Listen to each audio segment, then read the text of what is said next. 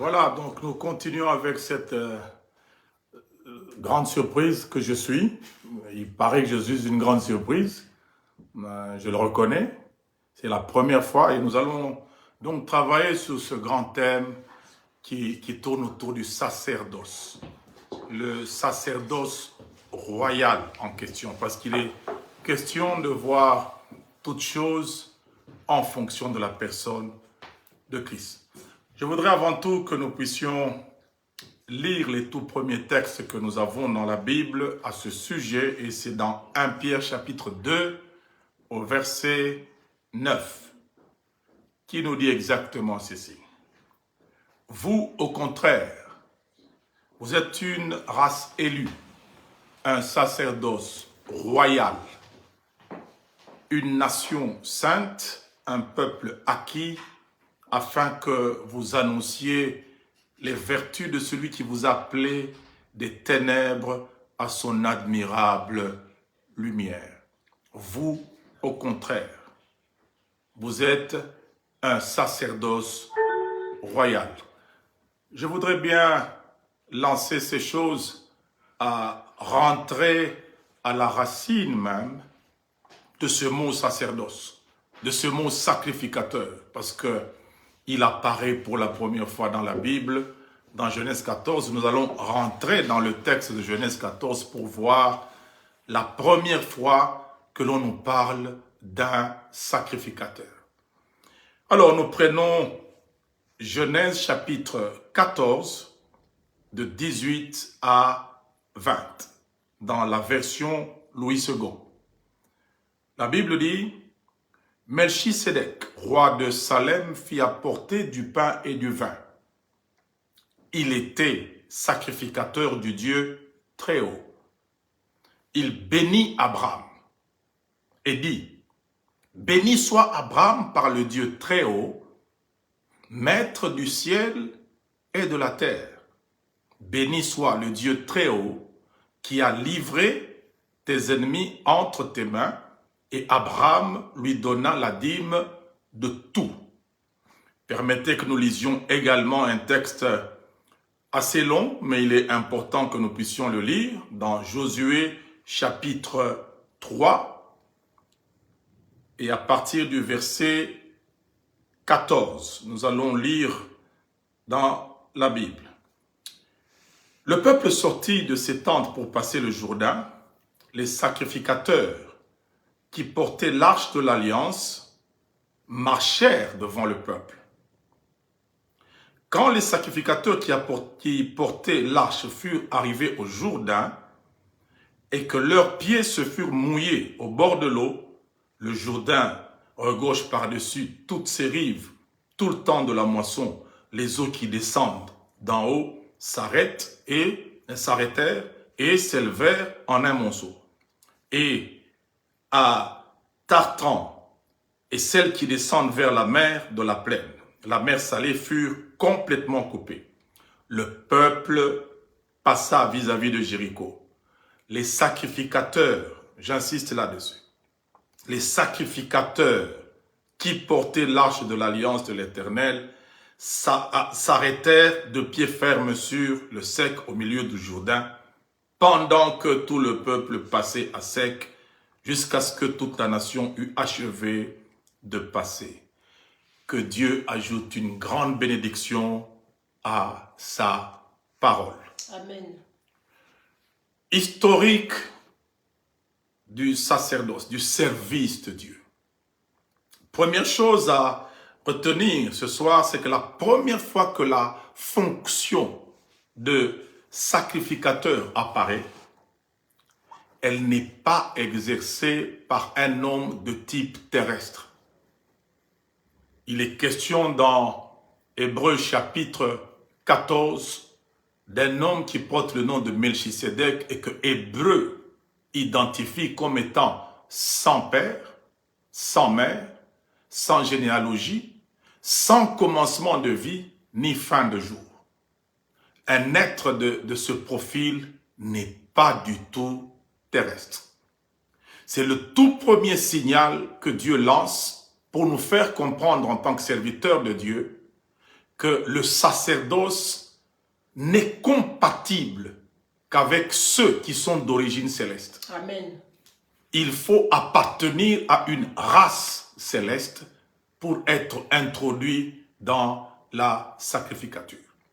Et cet homme qu'on nous présente comme sacrificateur, appréciez son intervention. À quel instant précis il intervient dans la vie d'Abraham et qu'est-ce qu'il y apporte exactement? On l'appelle roi de justice et roi de paix. Justice et paix, ce sont les fondements du royaume des cieux. La Bible nous dit, le royaume des cieux ne consiste pas dans le manger et le boire, mais dans la joie, dans la justice, dans la paix, par le Saint-Esprit. Amen. Et la Bible nous dit également dans les proverbes que la justice élève une nation. Comprenez que cette fonction que Dieu nous reconnaît en Christ nous a transformés en des élévateurs de nos environnements. La justice élève une nation et c'est la sacrificature qui détient le mandat d'exercer la justice de Dieu dans le monde. Ça veut dire, lorsque dans notre environnement, le plus proche et même le plus éloigné, nous voyons trop de bassesse, ne nous plaignons pas de la bassesse et de la légèreté que nous voyons, mais posons-nous la question, quel type de sacrificateurs sommes-nous? Parce que les leviers élévateurs de cet environnement, de cette famille, de cette église, chacun l'a au-dedans de lui. Amen. Regardez comme je vous l'ai dit, à quel instant précis Abraham a connu la visitation de Melchisédek. Abraham a deux phases de vie. Il y a Abraham non encore converti à la mentalité divine, à la mentalité céleste. C'est le Abraham capable de livrer sa femme pour que son âme vive. Il le dit lorsqu'il quitte le territoire sans autorisation de Dieu. Menacé, terrassé par la crise, il perd la foi, il entre dans la survie, la quête de la survie. Et ça, j'aimerais le dire, la plupart des gens sont déjà tombés là-dedans. Donc, tout ce que nous faisons, c'est ne faire que survivre. Nous faisons de notre mieux pour que ceux qui nous restent ne disparaissent pas. Alors que nous avons été appelés pour commencer avec ce Dieu qui nous a établis là où nous sommes. Alors, Abraham, dans sa culture de ses origines, raison pour laquelle Dieu lui a dit, va-t'en de ton pays, va-t'en de ta patrie, va-t'en de la maison de ton père. C'est parce que Dieu a identifié les pesanteurs de la vie d'Abraham à ces trois niveaux-là. Pays, patrie, maison du père. Ce pays, c'était Ur en Chaldée. Ur en Chaldée, c'est l'actuel Irak et c'est l'ancienne Babylone. Ça veut dire Abraham a des cultures, une souche des Babyloniens, et c'est à Babel que l'on a commencé les sacrifices humains.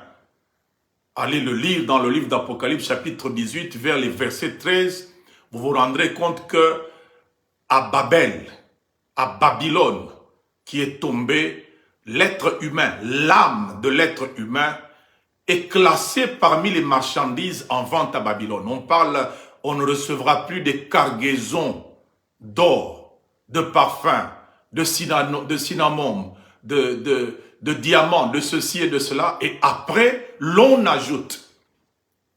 Ces cargaisons contiennent des corps et d'âmes d'hommes. C'est ça le système de Babylone. Et dans sa première phase mentale, Abraham fonctionne avec la culture de ses origines. Je peux livrer l'âme de ma femme pour que ce que j'ai ne se perde pas et que moi-même je ne meure pas. C'est qu'Abraham n'a pas compris que Dieu l'a appelé à être un sacrificateur. Il a livré sa femme en Égypte. Il a reçu ce qu'il a reçu. C'est triste, c'est dramatique, mais ça s'est accompagné de très lourdes conséquences parce que lorsque vous abandonnez le domaine fixé par Dieu et que vous allez en Égypte, sachez que l'Égypte injectera dans votre destinée une Agar qui va un jour devenir un élément dérangeant pour le système de votre destinée. Et Abraham l'a payé. Maintenant, c'est à quel instant que Melchisédek apparaît dans sa vie? La Bible dit, c'est lorsqu'il revient de la défaite des rois. Il y a un conflit qui implique 13 nations. Il y a la guerre partout, il n'y a pas de paix, il n'y a pas de justice. Les hommes ne s'aiment pas, ils s'entretuent. Et Abraham investit, comme l'Écriture le dit, 318 de ses serviteurs nés dans sa maison. Pas nés dans la maison de son père, parce que cette maison-là, c'est la maison d'Ur en Chaldée. Pas les serviteurs qu'on lui donne en Égypte, parce que c'est des types Agar, mais c'est ce que lui a engendré dans sa maison. Sachez que la sacrificature évolue de père en fils, Aaron et ses fils. Ce que Abraham a engendré, c'est avec ça qu'il est allé mener la guerre de libération de Lot et de pacifier cette contrée. Lorsque celui qui vendait sa femme investit à libérer un neveu ingrat, parce que la séparation entre les deux, entre Abraham et Lot, exprime une ingratitude flagrante de la part de Lot. Lot n'a jamais pris la décision de partir. C'est Abraham qui lui a dit d'aller avec lui. Mais le jour où il se rend compte qu'il a ce qu'Abraham a, et il vaut, il le dit, il choisit d'aller ailleurs. En principe, lorsqu'Abraham lui dit choisis où aller, il devait dire mon père Abraham, parce que ce n'était même pas son neveu, c'était plus que cela. Naturellement, c'était son neveu, mais sur le plan du vécu, il n'avait plus son père. Abraham était le frère de son père, c'est qu'Abraham était le père de Lot. Il prenait Lot pour un fils. Mais à l'instant où il y a querelle entre les deux, ça j'aimerais un peu vous poser la question, vous qui êtes serviteurs de Dieu, lorsque vous constatez que vous avez ce que votre pasteur a, et vous avez même ce qu'il n'a pas, comment le regardez-vous? Abraham avait des serviteurs, Lot en avait. Abraham avait des troupeaux, Lot, chacun en avait un grand nombre. Et Lot, voyant que j'ai ce que mon oncle a, je peux disposer de moi-même. Faites attention avec la déloyauté fondée sur le fait de vous comparer en talent avec votre responsable, votre père, votre pasteur. Malgré qu'Abraham a reçu ce coup, en principe, il devait dire, Lot devait lui dire, Père Abraham, je n'ai pas de choix à faire. Je ne sais pas choisir quand il s'agit d'aller avec toi. C'est toi qui avais choisi que nous puissions partir.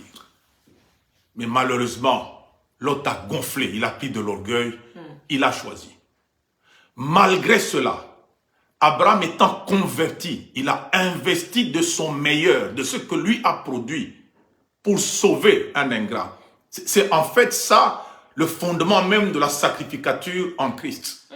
C'est d'investir de ce qu'on a de meilleur, de ce qu'on a d'unique, pour que l'on sauve des hommes ingrats comme nous le sommes.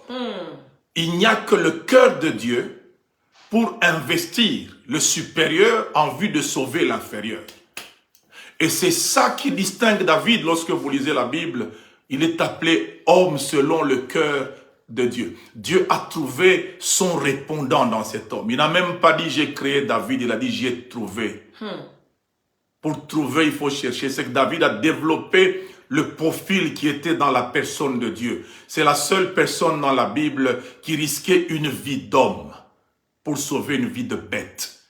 Lorsqu'un lion vient, lorsqu'un ours vient, David se mettait entre le lion et les brebis pour dire au lion, tu ne manges pas ce qui est derrière moi sans passer par moi. Qui peut risquer une vie supérieure pour une vie animale? C'est ça que Dieu a fait en Christ. Il a investi de la vie divine pour sauver une vie humaine, basse, décevante comme la nôtre.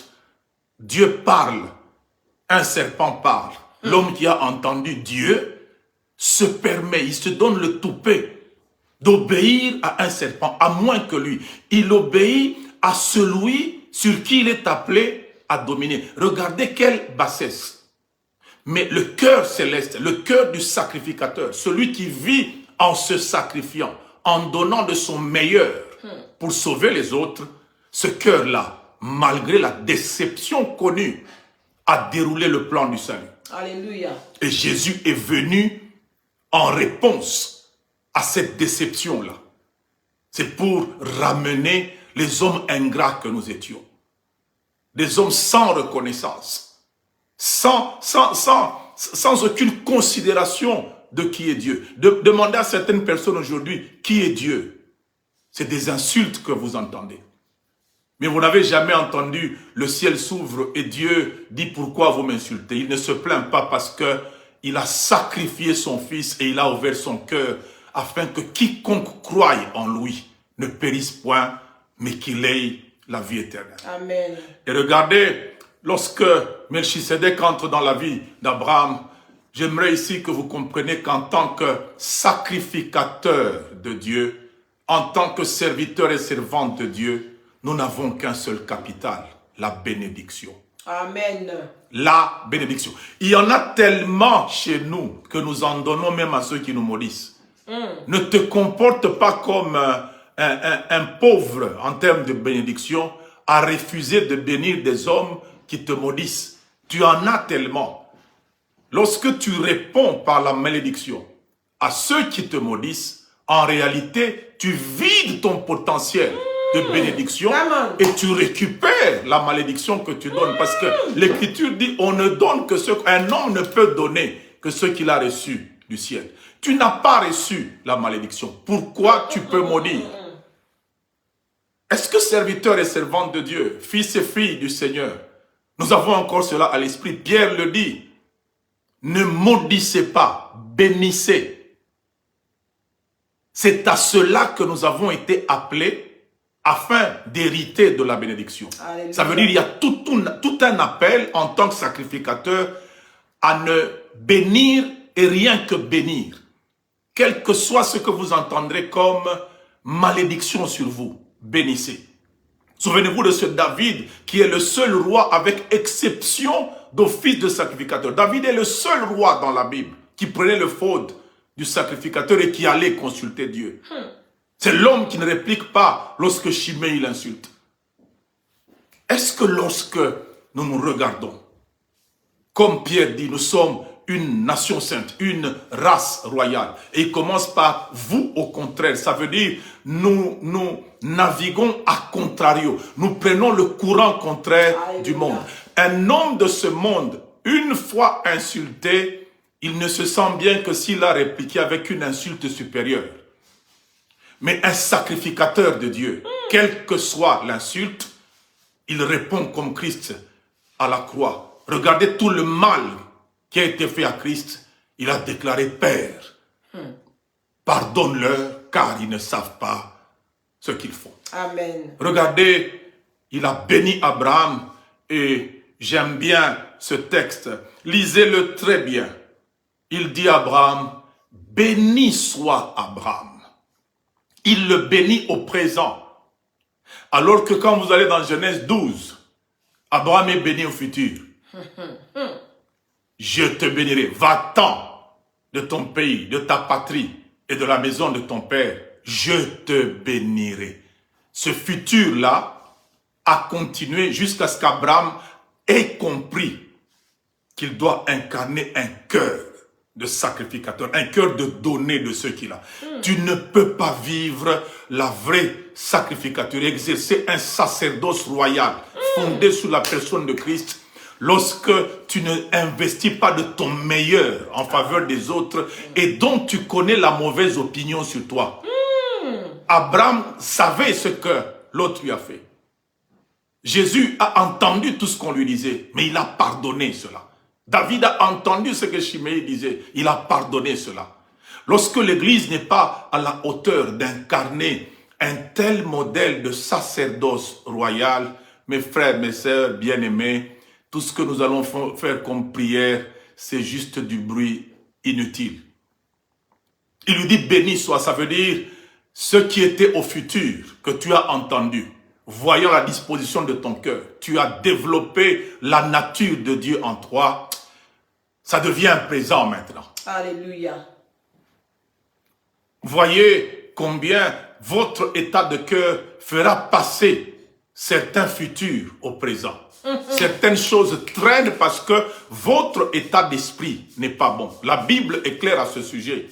Celui qui veut être plus grand que tous, qu'il soit donc le serviteur de tous. Amen. Si vous ne savez pas vous mettre au service de moins que vous, si vous vous sentez diminué en servant moins que vous, vous n'êtes pas aligné dans cette race royale où nous avons un Dieu qui sait se mettre au service d'un humain moins que lui, un humain ingrat, mais Dieu travaille à le valoriser. Amen. J'aime toujours poser cette question partout où je passe. Vous lisez Psaume 23, entre celui qui dresse la table et celui qui est à table. Qui sert qui? Come on.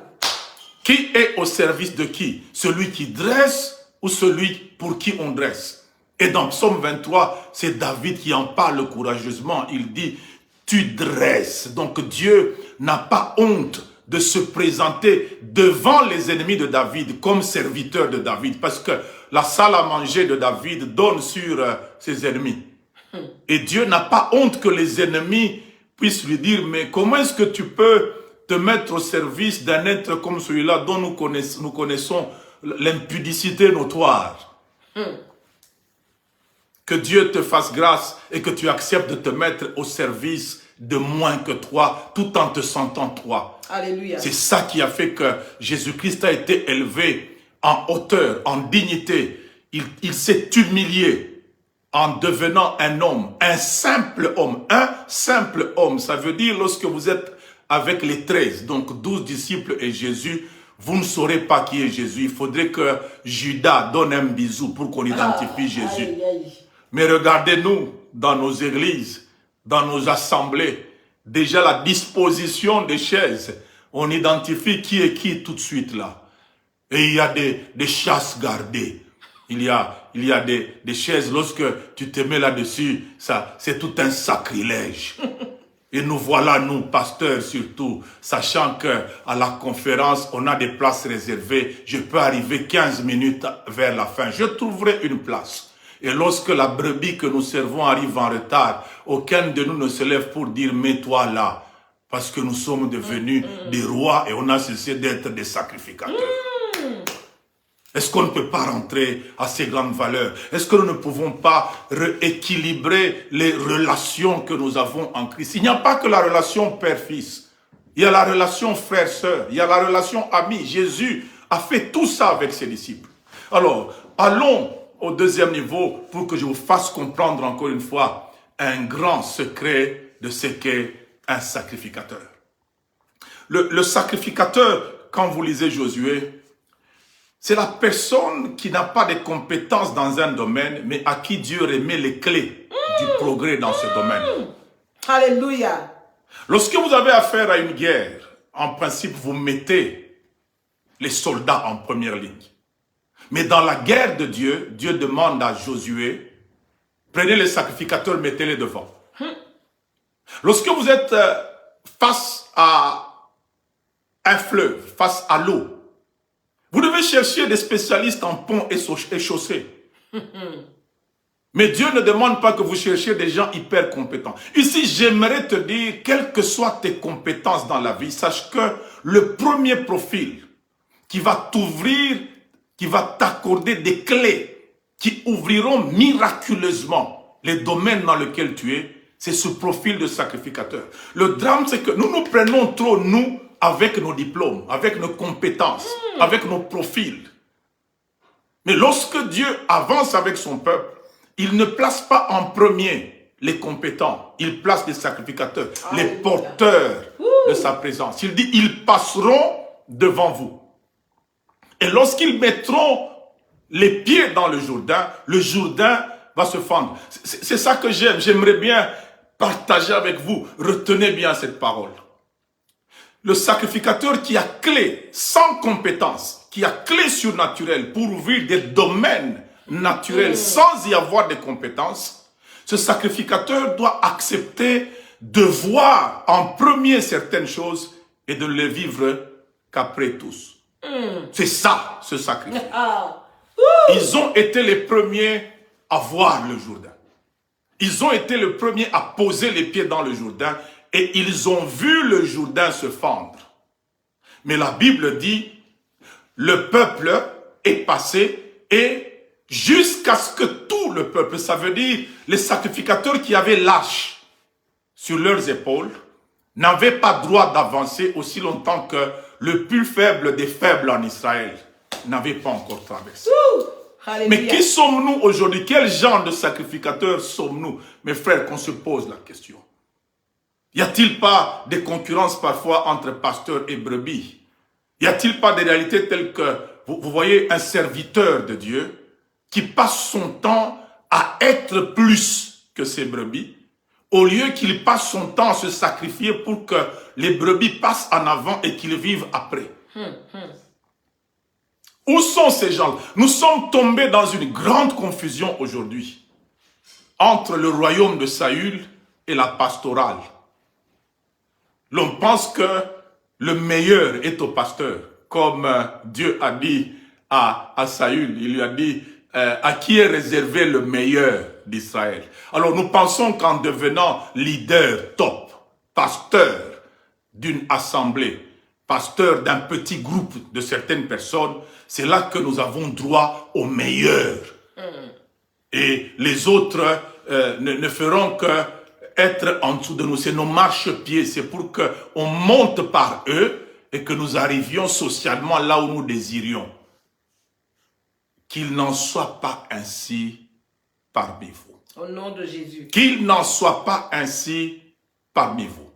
Je voudrais terminer en partager ces choses. Je voudrais terminer en vous proposant justement Christ en tant que le souverain sacrificateur de la foi. Alléluia. Le modèle même du sacrificateur, le modèle de l'homme qui s'est donné en personne, qui a donné de son meilleur. Je sais que ces genres de choses ne passent pas dans certains milieux. Je sais que ces genres d'évangiles, il y a des gens qui vont appeler ça, c'est des histoires dépassées pour que vous soyez attardés. Mais je vous dis la vérité, il n'y a pas meilleur évangile que celui-ci. Amen. D'incarner le modèle de Christ.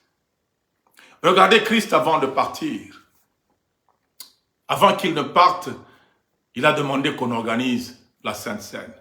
Parce que culturellement, chez eux, les Juifs, lorsque vous voulez honorer un grand homme, vous organisez un repas en son honneur. Et vous louez un esclave qui va vous laver les pieds à l'entrée. Ça, c'est dans la culture juive.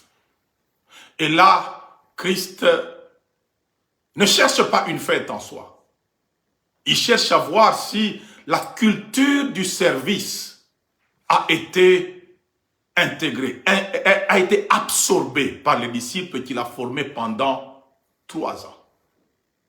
Mais malheureusement, déjà celui qui a les clés, il a la culture d'un chef poissonnier. Lorsqu'ils arrivent dans l'endroit préparé,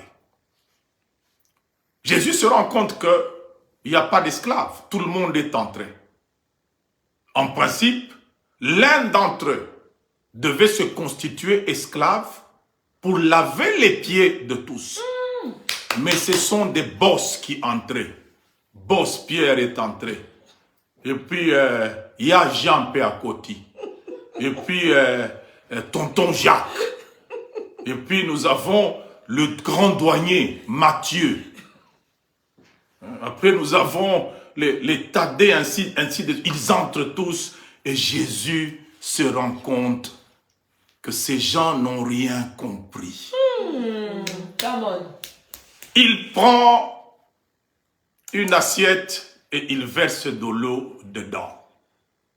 Et il se met à nettoyer les pieds de ses disciples avec le vêtement dont il se saignait. Regardez ce que ça fait. Le Jésus qui a ressuscité Lazare, le Jésus qui a fait autant de miracles, regardez l'image, l'aura que Jésus avait, si je peux utiliser ce mot.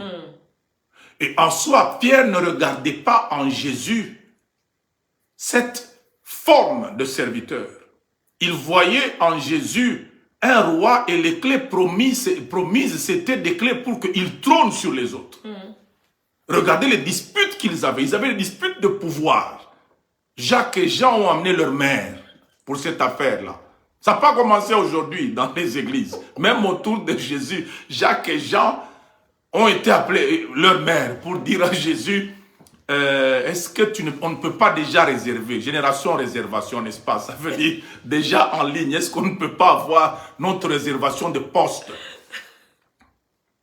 Jésus les regarde, il leur dit, ça ne dépend pas de moi cela. Et ce que j'aime dans la Bible, c'est que tous les autres disciples ont vu ça d'un très mauvais œil. Regardez un peu, ça veut dire quoi? Chacun devrait avoir le même problème et ils se sont dit, ils nous ont dévancés.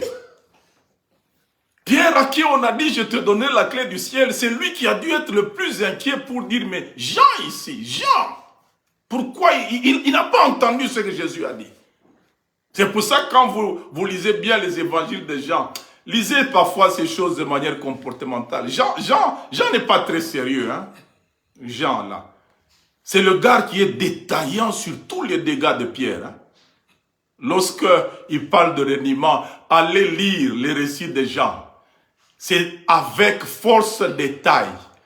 Mais allez lire, lorsque Jean parle du jour où Jésus marche sur les eaux, alors que Jésus n'est pas le seul à marcher sur les eaux. Son ami avec qui ils ont commencé le ministère avait marché. Il n'en parle pas.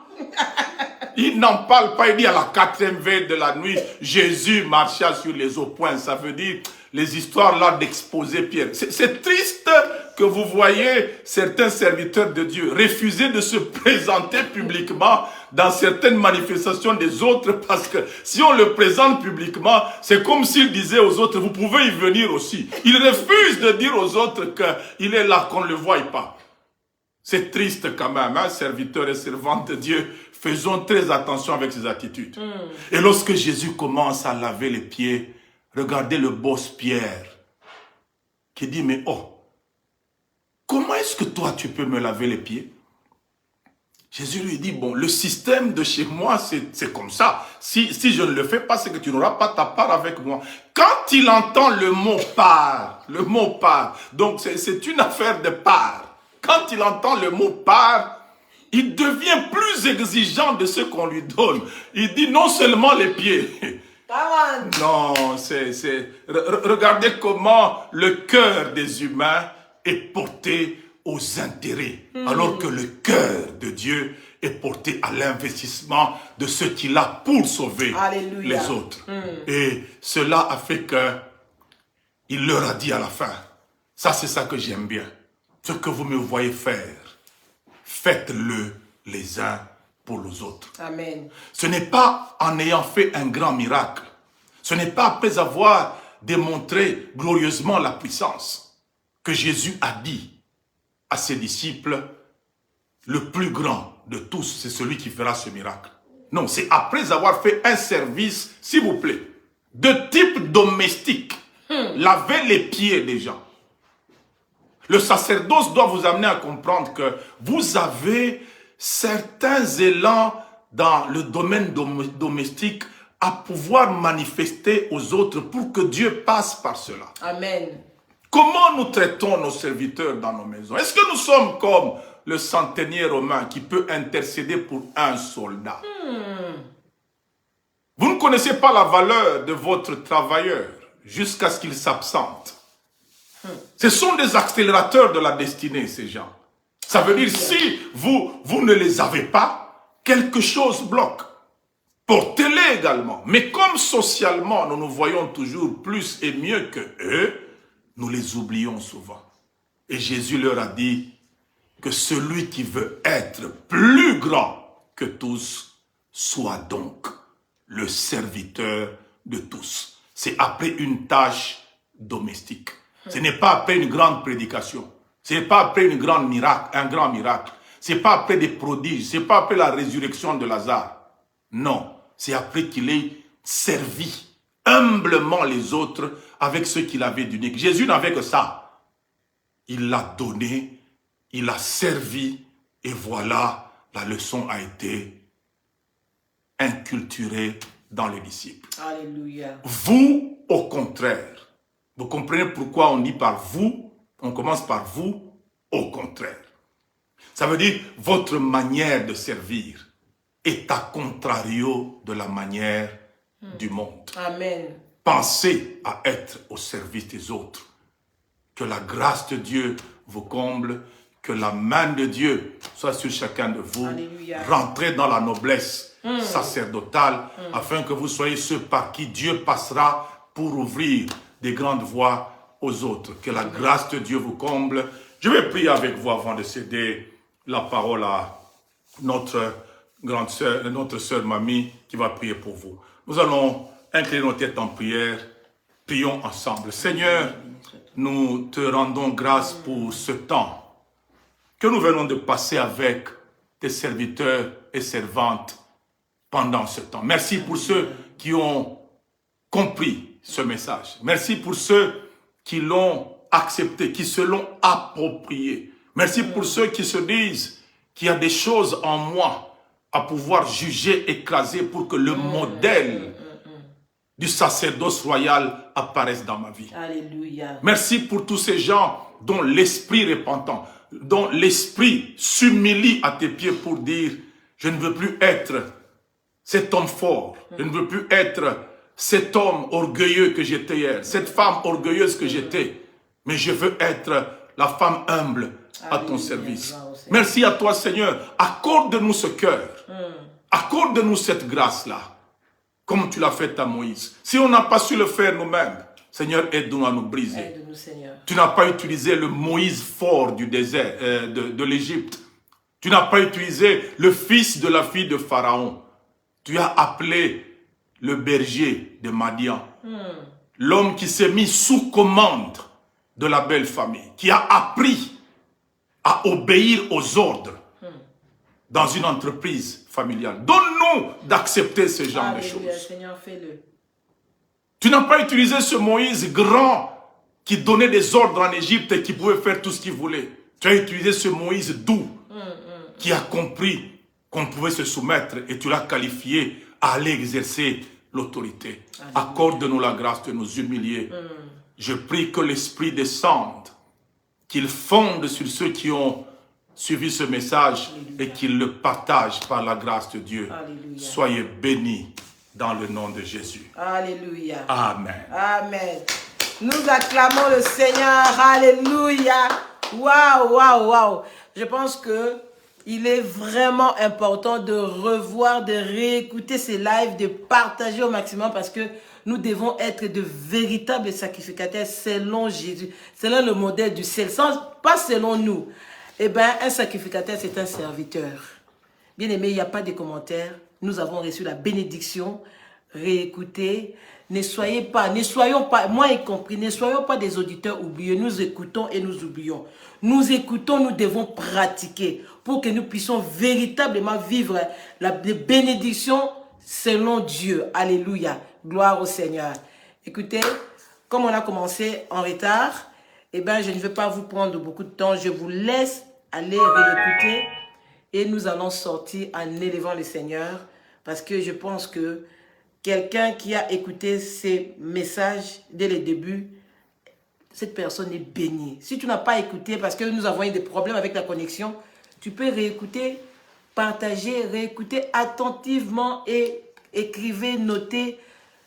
Franchement, je ne sais pas, je n'ai pas de commentaires parce que moi-même, comme je suis là, je dois prendre le temps pour bien écouter à mon aise et écrire parce que je n'ai pas écrit, je suivais comme vous. Mais là, il faut que je prenne mon temps et bénir. Vous voyez, c'était vraiment une grosse surprise. Qui n'est pas content ou contente d'avoir les docteurs, les cerveaux sacerdotales? Bien, mais vous voyez comment le Seigneur a fait les choses. Est-ce que vous pouvez imaginer le mardi passé, nous parlions de la royauté. Je vous avais promis, le mardi prochain, nous allons parler de la sacrificature. Et le Seigneur nous envoie son serviteur à qui il a doté des capacités pour bien parler de la sacrificature, de nous retrouver ensemble avec lui. Bon, non, bien aimé, c'est juste magnifique. Dieu est bon. Élevons Jésus, élevons Jésus, élevons Jésus. Je dis merci à notre précieux docteur David Kateba. Merci, non, merci, je suis béni. Est-ce que vous pouvez imaginer ma bénédiction? Je suis à côté du docteur. Je suis à côté. Je vais manger avec les docteurs. Moi qui suis béni. Ah non, c'est juste magnifique. Que Dieu vous voie. Nous élevons Jésus parce que nous allons manger. Nous élevons Jésus. Nous avons mangé spirituellement. Maintenant, nous venons nourrir les corps. C'est Jésus qui a dit, l'homme ne vivra pas seulement du pain, mais de la parole. Mais nous avons mangé la parole. Maintenant, nous continuons avec la nourriture. Voilà. Demeurez bénis chez vous. Vous êtes un royaume. Vous, au contraire, une race élue, un sacerdoce royal. Nous élevons Jésus. Merci Seigneur. Et la musique. C'est vrai. Gloire à l'agneau. Partagez les lives, bien aimés. Vous savez que les gens ont besoin d'écouter ça. Des vrais sacrificateurs. Nous élevons Jésus. Jésus s'est abaissé ici. Il s'est humilié. Le Seigneur l'a souverainement élevé. Alors élevons Jésus. Élevez Jésus. Vous allez partager les lives dans des groupes bien aimés. Il faut que quelqu'un soit béni. Tous les hommes, quand je serai élevé, gloire à l'agneau. Quand je serai, on imagine comment je suis béni. Ah oui, je suis béni. Je vais partager le pain avec les docteurs, les sacerdoces, les cerveaux sacerdotal. En live. La bénédiction coule. Élevé. Oh, ma royale, la pochette à demi. Demain béni. Ma royale, Dirko, propre, Elisabeth Eleonore. Sois béni. Ma niècette, Malila Jacquemin, Lilinzo. Soyez bénis, soyez bénis, soyez bénis. Quand je serai élevé, nous élevons Jésus, nous élevons le roi, nous élevons l'agneau. Partagez. Je vous laisse parce que la table est prête. Soyez bénis. Alléluia. Partagez, bien-aimés. Nous vous aimons. Notre bien-aimé, la royale Popo Lakewa, demeure bénie. Sarah Kaiku. On danse, on loue. Jésus. Bien-aimé, Dieu est bon. Ça, c'est mon cadeau d'anniversaire. Aujourd'hui, nous avons 19 ans de mariage. Donc, Dieu m'a béni. Hey. Nous élevons Jésus. Nous élevons l'agneau. Nous élevons Jésus. Nous élevons le roi. Hey. Merci. Je vous laisse partager les lives. Merci d'exister. Vous êtes bénis. Ma royale Emma toi demeure bénie. Bisous. Au revoir. Lina Nines, ma précieuse, mon membre, demeure bénie.